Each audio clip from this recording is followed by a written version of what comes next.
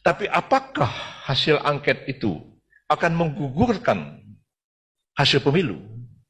Apalagi hasil pemilu itu kalau diputus oleh DPR menggunakan hak angket. Ya. Ini kan sekarang dikemukakan oleh PDIP, ya, oleh Pak Hasto atau siapa begitu ya. PDIP akan mendorong hak angket. Hak angket itu hak DPR untuk melakukan penyelidikan, ya, terhadap satu dugaan pelanggaran yang dilakukan oleh pemerintah. Nah, pemerintah kan bisa bilang, kenapa kami diangket? Kan yang melaksanakan pemilu kan KPU.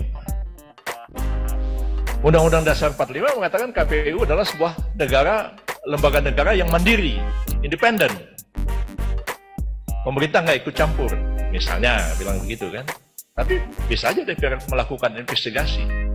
Presiden ada cawe-cawe nggak? Misalnya begitu kan. Ya, ada cawe-cawe apa enggak? Silakan aja diselidiki.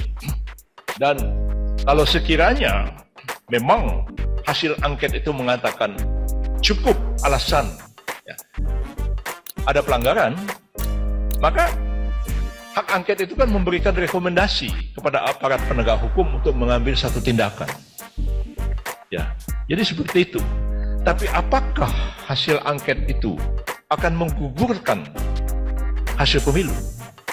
Apalagi hasil pemilu itu kalau diputus oleh Mahkamah Konstitusi, ya sama sekali tidak menggugurkannya.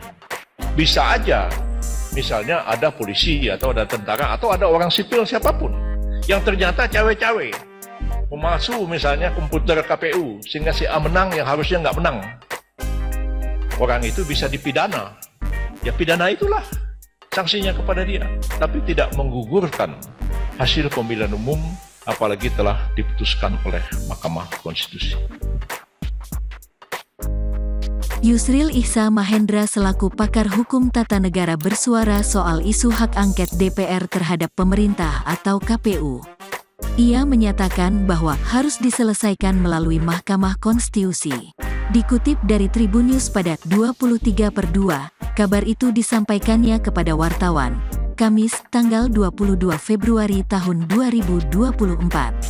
Menurut Yusril, menggunakan hak angket untuk menyelidiki dugaan kecurangan dalam pemilu dan dalam hal ini Pilpres, tak bisa digunakan. Lantaran menurutnya, UUD NRI 1945 telah memberikan pengaturan khusus terhadap perselisihan hasil pemilu. Dan tertulis bahwa yang menyelesaikan masalah tersebut harus melalui Mahkamah Konstitusi. Apakah hak angket dapat digunakan untuk menyelidiki dugaan kecurangan dalam pemilu, dalam hal ini Pilpres, oleh pihak yang kalah? Pada hemat saya tidak, karena UUD NRI 1945 telah memberikan pengaturan khusus terhadap perselisihan hasil pemilu yang harus diselesaikan melalui Mahkamah Konstitusi, kata Yusril kepada wartawan, Kamis tanggal 22 Februari tahun 2024.